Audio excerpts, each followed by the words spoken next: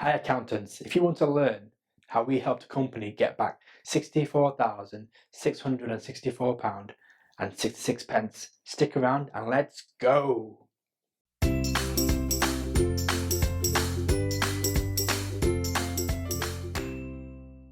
In today's episode, we'll discuss how one of our clients that works within the pharmaceutical and bioanalytics sector was able to claim R&D tax relief. The company we will be discussing today has more than 40 years of experience within the pharmaceutical and clinical markets. The company is known and respected for its innovative methods within bioanalytics.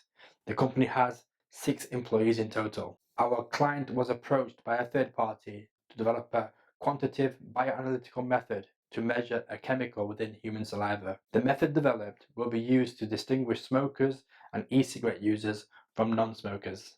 Now, a method already existed but was not up to the requirements of the third party, as the existing process did not provide accurate results. Now, a process already existed, but my client wanted to create a better process that provided more accurate results. The company therefore had to create an improved process that provides more accurate results. For R&D tax purposes, this ticks the box of being an advance in science, as there was an appreciable improvement in science. It is important to remember that to qualify for R&D tax relief, a company doesn't have to create a product that's never been seen before.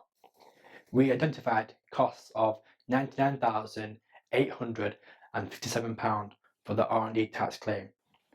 This included costs for salaries, consumables, and even utility costs. The company reinvested the R&D tax savings into future bioanalytical methodologies. I hope you found this episode useful, and I'll catch you next week. Take care. Bye.